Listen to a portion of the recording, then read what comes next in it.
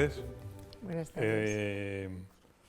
Estamos aquí para hablar de utopía y distopía en Galdós, si es que las hubiera. Esperemos que sí.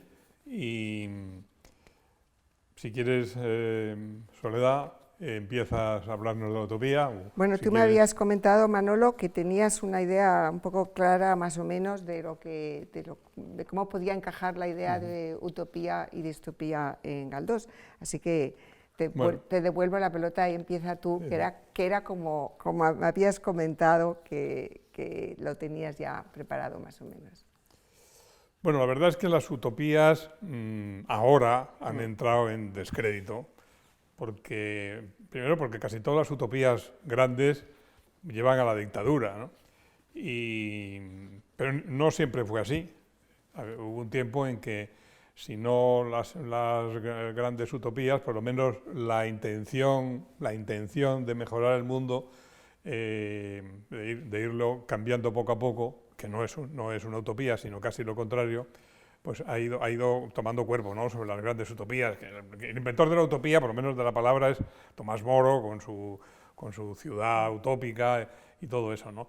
Yo pienso que esta zona galdosiana, que se basa sobre todo en el regeneracionismo, que todo el mundo conoce, ¿no?, que era el afán de que España cambiara y no hubiera caciques y todo eso, no es exactamente un mundo utópico, que desde luego ahora ha entrado en descrédito, de otras cosas porque, claro, la utopía es o la utopía o nada. Si es utopía es todo, el mundo feliz, todo el mundo tiene acceso a los bienes y a la cultura, pero si no, lo contrario es que todo vale porque no se ha llegado a aquel ideal, ¿no? Entonces eso es tremendo, ¿no? Pero hubo un tiempo, los fascismos y el comunismo, pues lo que evidentemente no querían ser utópicos, querían ser reales, pero era el todo o la nada, César o nada, ¿no? En Galdós y en aquella época, como la época de Joaquín Costa y de los regeneracionistas, yo creo que también que eran más modestos y no querían exactamente ser revolucionarios, aunque Galdós habló mucho de la revolución, pero no era gente utópica. Bueno, yo lo que me ha llevado a pensar, Manolo, es de dónde salen un poco las novelas de Galdós y cómo la idea de utopía era una idea que estaba muy presente durante el siglo XVIII, que es la herencia inmediata de todo lo que luego puede fructificar en la novela del siglo XIX, ¿no? Fíjate que el siglo XVIII es un siglo en el que hay poca novela, ha pasado poco a la historia las novelas del XVIII, sin embargo, la novela que hay ya deja un poco la pista de lo que puede ser luego. Las famosísimas novelas del XVIII son La vida de Diego Torres Villarroel, que es picaresca, y El fray Gerundio de Campazas de Padre Isla, que es una crítica a la religión, o sea, que es un poco lo que decías del regeneracionismo y un poco el buscar otro ambiente para España. La novela que, sin embargo, es, yo creo, la más dieciochesca de todas las novelas del 18, por así decirlo, es El Eusebio de Pedro de Monteñón, que sigue mucho la idea de Voltaire con el Cándido, que es la inocencia puesta a prueba a lo largo de viajes y a lo largo de otras civilizaciones. El final del Eusebio acaba en estoicismo y resignación, porque no puede luchar contra los valores de esa sociedad. Claro, de ahí sale un poco Galdós, que es que coge esa herencia y en todas sus novelas, yo creo que absolutamente en todas, está presente esta lucha entre los liberales y los conservadores, o sea, entre los que quieren cambiar España y volver de alguna manera a una idea de utopía, pero está cada vez más utopía, cada vez más difícil, ¿no? Galdós yo creo que en eso es negativo, es pesimista, pese a que su gran fe en la naturaleza humana lo convierte luego en un escritor ameno y que nunca nos deprime, ¿no? Pero, en fin, él es pesimista porque los finales son terribles. ¿Cuántos finales acaban mal, con resignación y con estoicismo? Muchísimos. Bueno, no era comercial, eso es. no era comercial, pero sin embargo es verdad que son pesimistas, ¿no? Exactamente. Claro, un utópico nunca puede ser pesimista. Exactamente, sí, bueno, pero es que los propios utópicos eran pesimistas también, los del 18, claro, porque claro. el propio Cándido de Voltaire pues tampoco acaba muy bien, acaba retirado. O sea que el ambiente de pesimismo en la Ilustración estaba, ¿eh? O sea, y que lo recoge Galdós. Yo creo que es toda una tendencia de la novela a colocarse en una línea crítica con respecto a la sociedad, y cuando dicen que hay novelas tristes, es que todas las novelas han nacido un poco con este sello, el sello de la crítica y del pesimismo. Pero bueno, tú que... Bueno, Galdós, evidentemente, todavía el reformismo todavía no tardó mucho en formularse, pero en fin, sí era un regeneracionista, eso está claro, cambio gradual de la sociedad. Eso en el siglo XX luego estuvo muy mal visto, ¿no? El cambio gradual de la sociedad, pero en el caso de Galdós, pues no era un utópico. Sin embargo, escarbando para esta conversación que estamos manteniendo, ¿no? Escarbando, hay una cosa que me parece curiosísima, y que he descubierto gracias a que teníamos que tener esta conversación, ¿no? No sé cómo expresarlo exactamente, pero Galdós es una especie de utópico hacia atrás, de utópico mirando hacia la historia, digamos, hacia los años o siglos posibles anteriores, y más pesimista, como tú dices, para los siglos venideros. Pues hay bastantes momentos en Galdós y bastantes en los servicios nacionales, que al fin y al cabo son los que más se han leído y lo que le hizo ser popular, donde la expresión sería ¿qué hubiera sido de España si las cosas hubieran sido de otra manera, ¿no? Si aquello no hubiera ocurrido así y hubiera ocurrido de otra manera, ¡ay, qué bien nos hubiera ido, ¿no? Por eso digo que hay una especie de revisión de la historia y de posibilidades de la historia de que si las cosas no se hubieran hecho como se hicieron, pero de eso hay muchísimo, ¿no? Sí, hay muchísimo. Es un poco la historia de lo que debía haber sido, ¿no? Y hay un personaje que se repite. ¿A ti que te gustan los personajes de Galdós estos que se repiten bueno, mucho? Es que me parece, ¿no?, que son muy Sí, significativos, porque, muy significativos porque claro, y muy populares. Y muy populares, y hacen un mundo, y tienes a Maquis en pues una... hay uno sí, no muy conocido, sí, me he molestado en apuntar el nombre porque yo no me acordaba de que aparece bastante, sí, pero no lo recordaba, la verdad. Y tiene un nombre curioso para la distopía, más que para la distopía, se llama Confusio. Bueno, es que son nombres muy curiosos. Se llama Confusio, ¿no? Sí, ya tengo entonces 8, sale, sí. entre otros sale en Pring, en la de los tristes destinos, Sí, y entonces este personaje es un personaje atrabiliario, como tantos otros de Galdós, muchos. que le encargan escribir una historia de España. Entonces él la escribe al revés. Sí. ¿Qué hubiera pasado si Juana la Loca no hubiera estado loca? Si Fernando VI no hubiera hecho no sé qué cosa y hubiera hecho otra.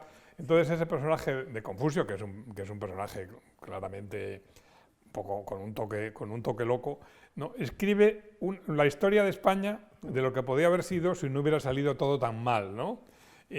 Bueno, por eso digo que es una especie de utopía invertida y que es curiosa. O sea que realmente Galdós, que le gustaba tanto la historia y que los episodios nacionales al fin y al cabo es lo primero que hemos leído todos de adolescentes. No creas, yo soy más de las novelas. Las novelas, mucho sí, más. Bueno, pero en fin, nosotros cuando empezamos a leer a Galdós... Esa es la diferencia entre chico y chica. Ya, era porque más salía acción y de todo, ¿no? Claro, bueno, claro. pues entonces ahí se nota mucho eso, ¿no? Se nota mucho un poco la utopía al revés, ¿no? La utopía de lo que España pudo haber sido si hubieran sucedido las cosas de otra manera. Pero eso vuelve muchas veces, más que seguramente en las proyecciones de una sociedad mejor, de los cambios. Esos son muy graduales, o lo que propone es muy gradual, cosa que evidentemente a los utópicos históricos no les gusta mucho.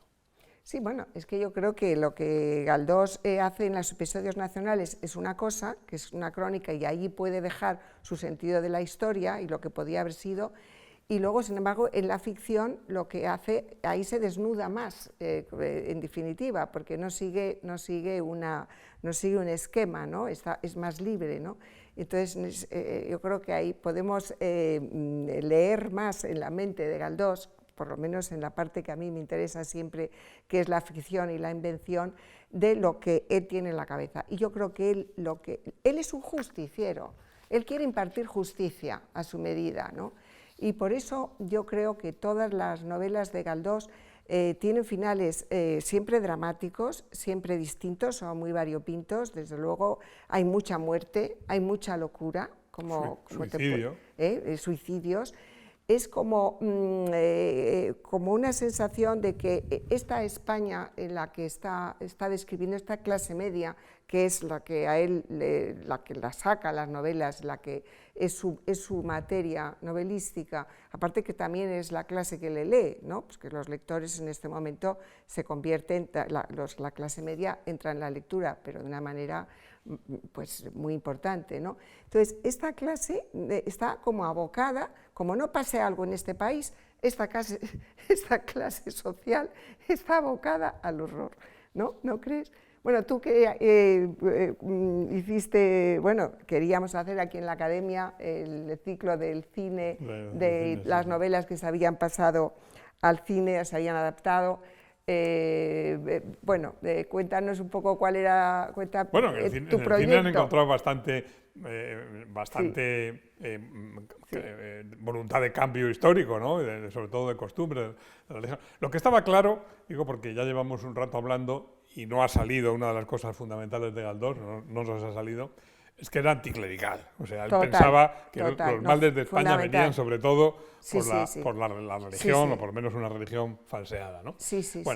Y dentro de este mundo utópico, en este caso la palabra utópico podríamos llamarla así, utopía, en los últimos episodios nacionales, que evidentemente no son los mejores, pero justamente ahí sale la ideología, ¿no? Además son episodios dictados a un secretario. Ahí hay una cosa que sí me parece extraordinaria y que a mí me gusta mucho y supongo que a los que nos escuchan también. Él salen muchísimas maestras.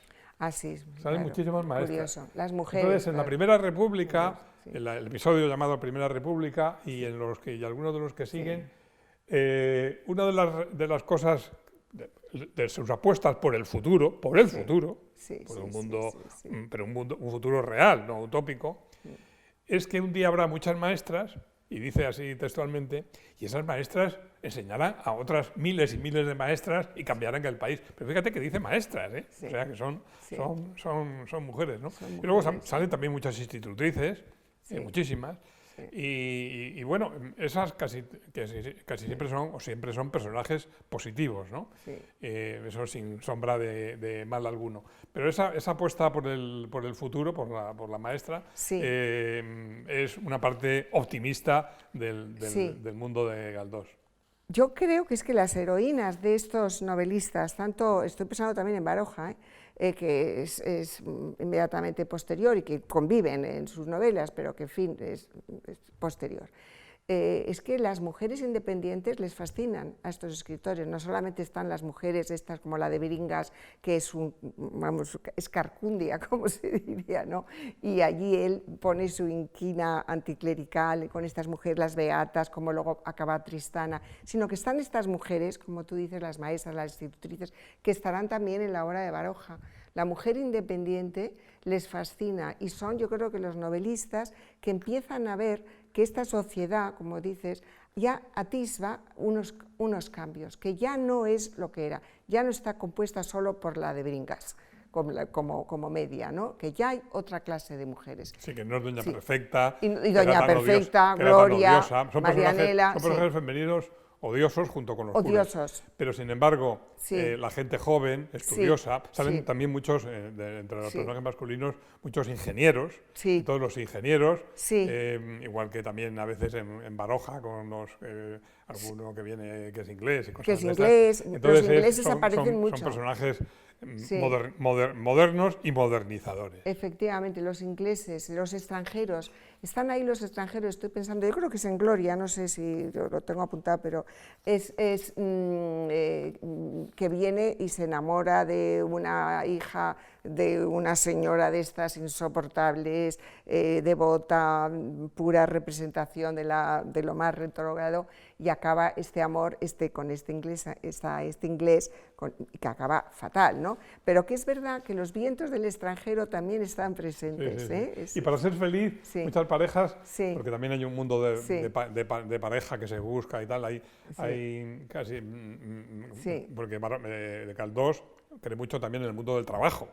Él al final era votante y partidario de Pablo Iglesias. En eso era mucho más progresista que Baroja o que una... No, Baroja era anarquista, ¿no? Es que Baroja odiaba el socialismo. Entonces, Galdós en los últimos años ya no era republicano, pero aparte de ser republicano, era partidario de Pablo Iglesias. Decía que bueno, pues él ya desde el principio, antes de que existiera o conociera a Pablo Iglesias y a los movimientos sindicales, él a la fuerza de trabajo la considera regeneradora. Y hay algunas parejas que se casan, uno que no tiene dinero, pero tiene talento, con una que tiene dinero, y cosas de estas, en que para ser felices, digo, enlaza con lo que estabas diciendo del extranjero, para ser felices, como ella, hay mujeres de mala vida también, que luego tienen que irse fuera, y entonces para ser feliz se van fuera.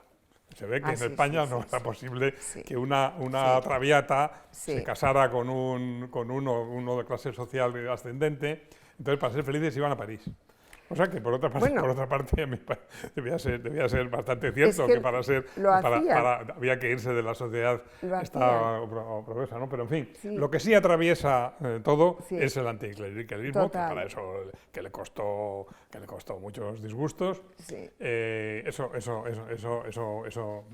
sí que está, y una fe desde luego en la enseñanza, en la cultura y por supuesto en el trabajo.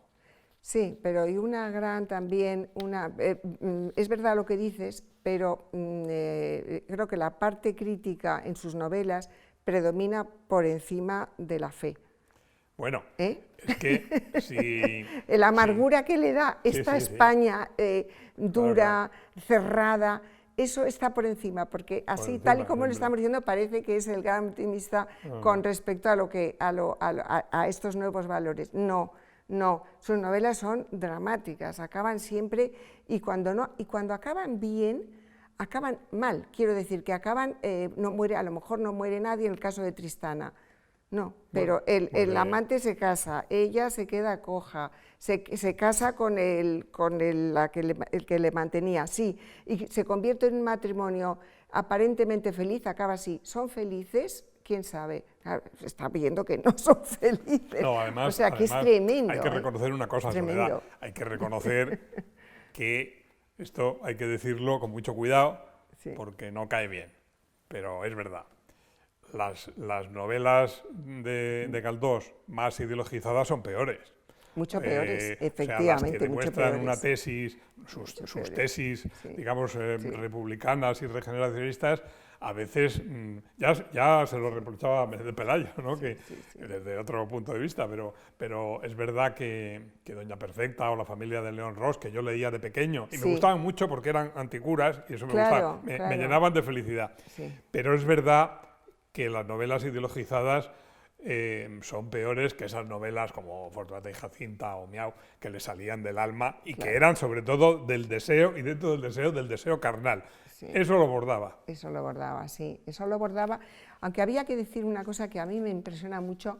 Los detractores de Galdós y los vamos a decir, los fans o realmente los defensores de Galdós, es curioso porque al final el detractor de Galdós empieza hablando mal de Galdós y acaba hablando bien de Galdós, y el defensor de Galdós empieza hablando bien de Galdós y luego acaba mal. ¿A qué crees que se debe esta ambivalencia de los juicios que produce en Galdós? Galdós es un escritor, en ese sentido es polémico. Siempre los debates que hemos tenido aquí en la academia, bueno, las conversaciones que yo tengo allí con muchos académicos informales y tal, y bueno, no, fuera de esta casa también, ¿no te parece curioso que sea objeto de esta, pues eso, que empieza bien acaba mal y los que empiezan mal acaban bien? ¿Qué pasa con Galdós a la hora de la crítica? ¿Qué te parece? Porque tiene una obra inconmensurable, sí. Y claro, con esas obras tan largas, pues evidentemente hay de todo. Un admirador de Galdós desde los principios, como era su rival ideológico Menéndez Pelayo, que le parecía que Galdós era lo mejor que había después de Cervantes, sin embargo, tú lees Los Heterodoxos españoles y, como tú dices, ahí pone saca unas cuantas novelas que dice que son espantosas, pero al mismo tiempo dice, pero estas novelas han tenido mucho éxito en el extranjero. Tú fíjate el éxito, por ejemplo, siguiendo el hilo de lo que dices, con Electra, ¿no? Gran éxito teatral. Es infumable, es un melodrama infumable. Entonces, ahora se volvió a poner y tal, pero sin embargo tuvo mucho éxito y además se exportó, ¿no? Se puso en grandes capitales europeas y se tradujo. Pero era una novela de tesis. También, vamos, una obra, un teatro de tesis. Él convive con la época de Ibsen, que era teatro de tesis, y sus novelas conviven y a veces se parecen con las de Tolstói, que también son grandes obras, digamos, hablando de una sociedad cambiante y tal, ¿no? Como en el caso de Tolstói, y con un aire cristiano, aunque en el caso de Galdós es ambivalente, porque él sí piensa que la figura de Cristo es un revolucionario también laico, pero evidentemente él se mete con los curas, sobre todo con los jesuitas. Los jesuitas sobre todo. A veces hay curas simpáticos, curas de trabuco que pegan tiros, pero los saca simpáticos. Pero los jesuitas nada, los jesuitas todos malos, ¿no? Entonces yo pienso que eso que tú dices, que no había pensado en ello, por ejemplo, en el caso de Joaquín Casalduero, que es de los primeros galdosianos y tal, es verdad que tú lo lees, o de Menéndez Pelayo, tú lo lees y dices, pero casi le pone mal. Claro, es que pasa, que los que le ponen bien le ponen mal. Y sin embargo, un detractor de Galdós, al final acaba reconociendo... Bueno, pues en el caso de Electra sería pintiparado para eso que dices. Electra todos le felicitaron, le felicitó Maeztu, le felicitó Unamuno, le felicitó Clarín, si es que vivía todos, que creo que sí, le felicitaron todos por el éxito y porque además era un porrazo en la cabeza de la clericundia, ¿no? Sí. Pero luego, años más tarde, te lo dijeron, bueno, la obra es regular, ¿eh? Sí. Era un melodrama. En el fondo, y ahora pasaremos a hablar del cine, en el fondo de las obras de Galdós siempre hay un melodrama. Bueno, es que son folletines también. Son folletines. O sea, pero para que son folletines muy bien hechos. Muy bien hechos. Porque pero bueno, también Antígona es un folletín, ¿no? Es que estamos en la época del folletín. Se publicaban además en el Globo, o sea, se publicaban por capítulos, por entregas. ¿No? O sea, que es que eran folletines. Y a veces con Fruta y Jacinta yo he visto cartas de gente que dice, oiga, que no me ha llegado la segunda parte de la siguiente publicación. Era como las series aquellas radiofónicas. Y ahora las series que ya han perdido aquello, porque como podemos ver las series todas seguidas por el aparato, pues de otra manera. Pero entonces sí, eran y gran parte del éxito, de su éxito, pienso que es que el alma de melodrama que siempre hay en sus novelas, de gran melodrama, digamos el melodrama moderno, ¿no? Porque claro, el melodrama habitual es el melodrama del destino, pero este es el melodrama de la fuerza de las cosas se imponen, ¿no? Y de lo cotidiano. Y de lo cotidiano, de los garbanzos, por eso lo llaman tanto garbancero. Claro, es que la clase media comía todos los días un cocido con carne o sin carne, o sea que en eso era la comida. Pero desde luego cuando se le lleva al cine, claro, en el cine siempre, tú lo sabes muy bien, la novela se reduce sobre todo al argumento, ¿no? Y entonces los argumentos, si tú los reduces digamos, la línea argumental, ahí ves claramente que es un melodrama, pero un melodrama moderno, un melodrama de la fuerza de las cosas, no de la fuerza del destino. Efectivamente. Y bueno, de las novelas de Galdós, o que se han llevado al cine, de cualquier obra de Galdós, ¿tú qué destacarías? ¿Cuáles has visto que son los problemas que se han planteado, cómo se han resuelto, un poco en general? Bueno, pues nuevamente una cosa curiosa, como eso que dices tú de los galdosianos que al final demuestran que Galdós era un plomo. Aquí en el caso de Buñuel, por ejemplo, fíjate, Buñuel, un escritor de la vanguardia, rompedor con todo. Sin embargo, en el exilio, al pensar en España, piensa en Galdós y saca Galdós. Y las mejores, yo pienso que las mejores adaptaciones de Galdós, siendo al espíritu de Galdós, porque Viridiana no es de ninguna novela, Viridiana no es ninguna novela en concreto, ¿no? Es varias misericordias, fíjate, Buñuel, que detesta la bondad, el cristianismo, y sin embargo encuentra en Galdós una verdad y un corazón generoso, y eso siempre atrae, ¿no? Y cuando piensa y cuando quiere hacer una adaptación, que tampoco hizo tantas, adapta a Galdós, ¿no? Entonces, Viridiana no es ninguna novela, y Tristana, tú lo sabes mejor que yo, lo cambia bastante, pero el espíritu de Galdós es el que lo mueve. El espíritu está. Es que tú estás hablando de la bondad, pero ¿no hay maldad en las personas de Galdós? ¿Tú qué crees? ¿No hay personas malas? Los curas, los jesuitas. Sí. Y Doña Perfecta, todas estas otras señoras que por ahí, esas arpías que hay, y a las cuales las condena muchas veces pues a muertes o al ostracismo. Son completamente antipáticas. Antipáticas, y yo creo que hay buenos y malos. En Galdós hay buenos y malos. Hay buenos y malos, vamos. Por eso es un melodrama, porque hay buenos y malos. Hay buenos y malos. A ti puestos así, pregunta que no te esperas, ¿cuál es, no digo la que te parece mejor novela de Galdós adaptada por Buñuel o por quien sea? No digo la mejor. ¿A ti cuál es la que te gusta? Bueno, yo ya sabes, como me he metido mucho en Tristana, porque era la película que me habías encomendado, pues a mí Tristana me parece muy interesante, porque siendo que la novela no es de las mejores de Galdós, como dirían. Ay, es que un director de cine inteligente nunca coge la buena. No coge la buena, siempre coge una poco conocida. Hombre, eso es una táctica. Eso está clarísimo. Entonces, en realidad, Tristana es de las novelas un poquito menos ricas, porque está centrado todo en dos personajes, Tristana, don Lope Garrido, y luego Horacio, que es un amante pues como ya es una tradición en la literatura española y seguramente en la universal, el amante indeciso, ¿no? El amante que, en fin, que escurridizo, ¿no? Y ese es Horacio, finalmente, ¿no? Pero es poca cosa, en definitiva. Y sin embargo, yo creo que Buñuel hace una película. Hace un peliculón. Hace un peliculón. Entonces, sí, yo me quedo con Tristana porque le da esa fuerza de la que la novela carece. No tiene le da encarnadura. Le da encarnadura. La novela se nos va mucho, primero porque el lenguaje que utiliza Galdós, que es un poco lo que los detractores de Galdós empiezan a hablar del lenguaje y luego ya empiezan a hablar de otras cosas, es que es un lenguaje pues demasiado coloquial y demasiado cercano al habla, y entonces pues queda un poco entre ridículo, entre muy pegado a las personas, no a los personajes, sino a las personas. Estás viendo que por otra parte es irreal, porque tampoco creo que las personas hablen siempre Tristanita, chiquitín, no sé qué, siempre como un poco en diminutivo, ¿no? Y como haciendo todo un poco cursi, vamos a decir, y entonces eso está muy lastrado para mí en la novela. Y luego hay otra cosa que... Bueno, la película además cambia de época.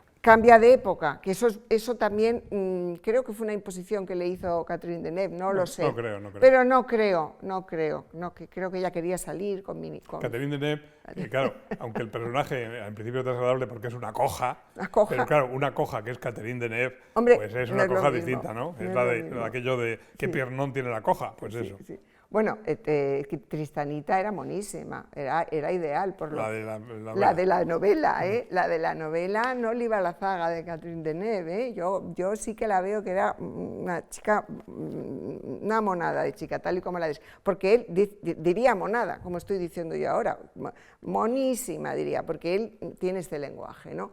Y además que tiene veleidades de actriz, ya pinta, o sea que es un embrión de algo, pero la novela se nos queda. Sin embargo, bueno, pues es lo que decías antes, ¿no?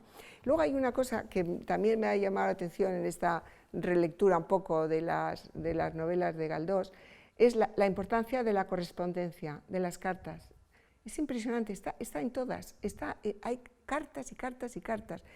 Y se me ocurre que desde luego esto viene desde luego de la herencia que ha recibido del 18. Las novelas eran muy epistolares. Muy epistolares, sí. Ahora, de las amistades peligrosas. Sí, hombre, claro. ¿Eh? A mí nunca me gustaron las novelas epistolares. A mí tampoco. Sin embargo, mira, también pasa, bueno, con perdón no hablar de Galdós un momento, las amistades peligrosas han hecho buenas películas de ellas. Sí. Dos hay, dos que yo conozca. Y hay que ver cómo de una carta sacas unas novelas, qué difícil, ¿no? Bueno, hombre, como no está en el imaginario del espectador, sí. porque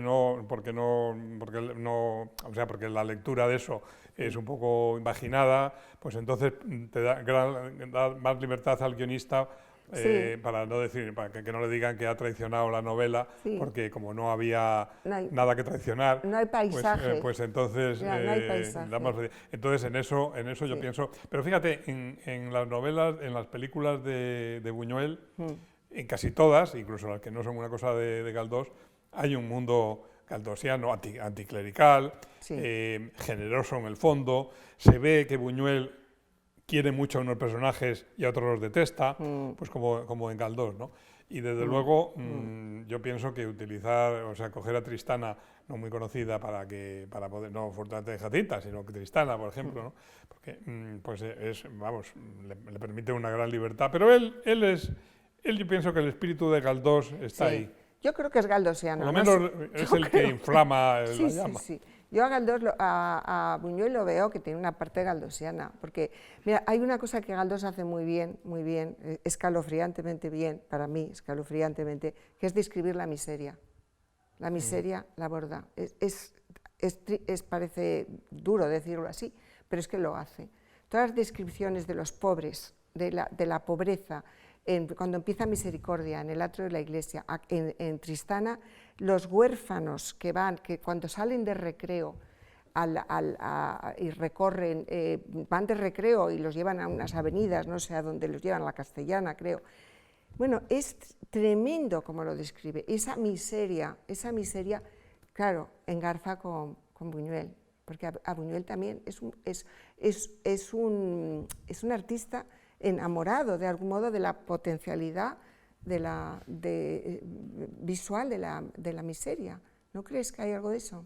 Sí, seguramente. Hombre, quizá la secuencia más conocida de Viridiana, que es la de la comida o la cena de los pobres, claro. Pues evidentemente ahí, que no hay ninguna novela de referencia, digamos, hay mucho de misericordia. Hay mucho de misericordia. En Viridiana. Sí. Es eso, ¿no? La miseria. A mí eso es lo que un poco me impresiona de Galdós, la parte en que me pongo con los detractores, porque lo curioso también, ahora te voy a decir una cosa que yo he pensado estos días, es que en una persona conviven los dos, el detractor y el defensor. Seguramente. Es que es así, yo soy a veces detractora de Galdós y a veces defensora.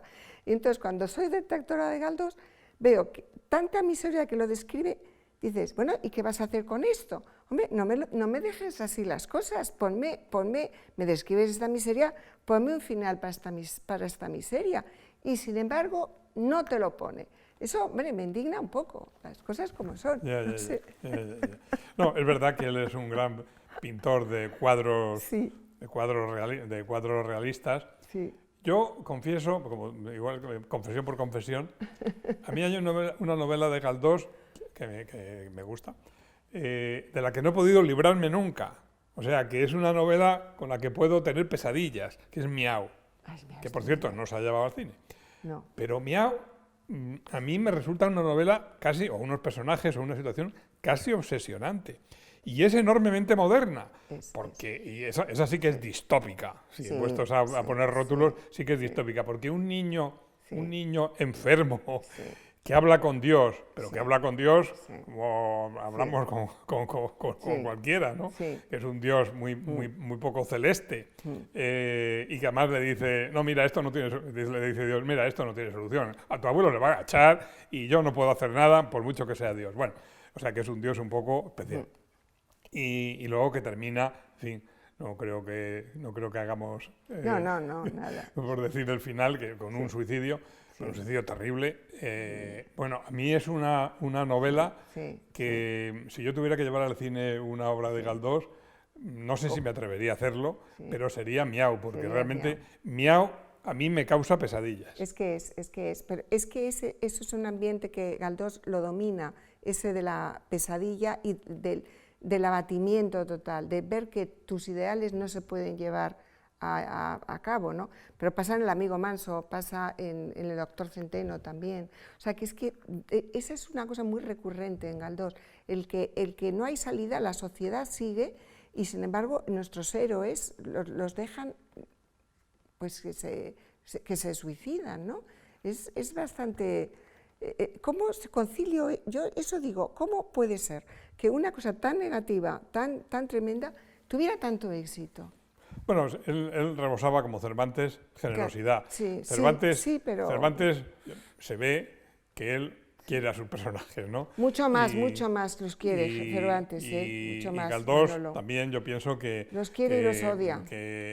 Que eso es Fortunata por un lado y Jacinta por el otro, y además él no se casa con nadie porque al final, ese final de Fortunata que se está muriendo y podía encomendarse a Dios o algo así, sin embargo sigue buscando entre las sombras a su amante, a un amante que le ha dejado. Bueno, pues ese final, ese melodrama, porque evidentemente son melodramas, pues tienen una potencia que evidentemente los del cine han aprovechado.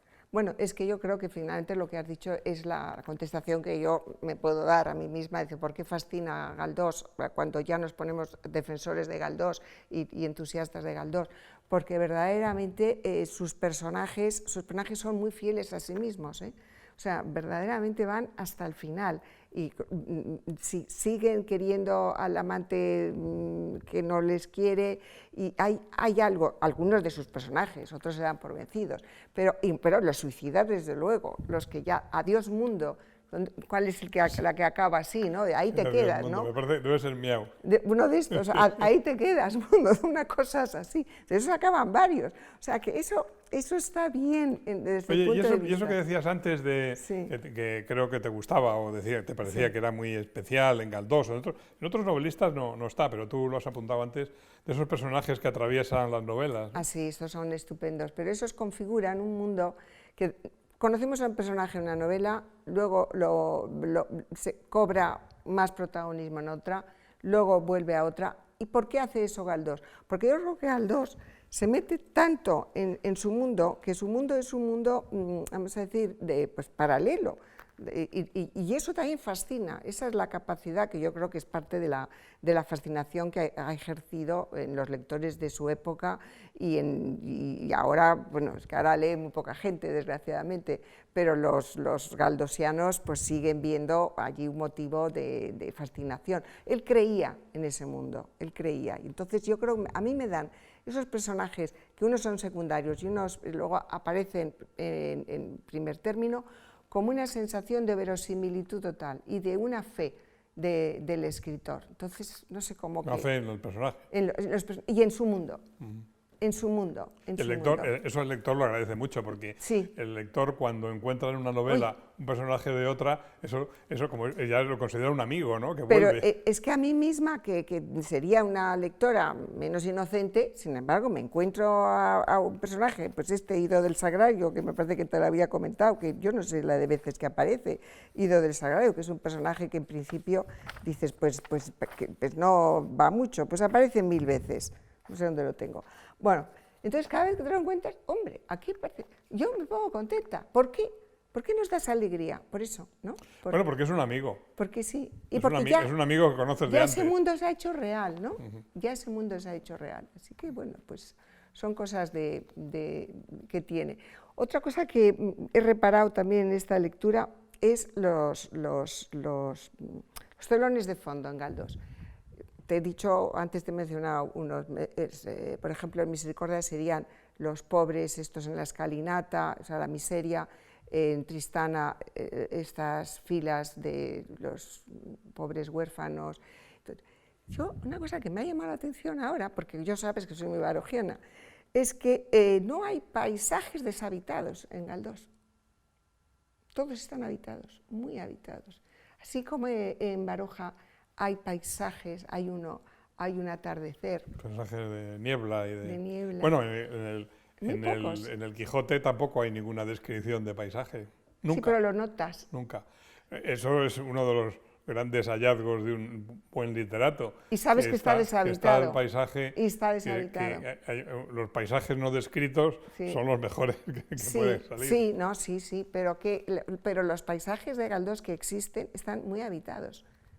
Eso es muy curioso, ¿no? O sea, eso es que yo creo que Galdós son las personas y los personajes, por encima de todo, ¿no? Hay otro personaje que también, digamos, entraría en el mundo de los utópicos y distópicos, que es Nazarín, que también hicieron una película, ¿no? También es una película. Curiosamente y paradójicamente, Galdós está lleno de paradojas, Galdós está lleno de paradojas porque total.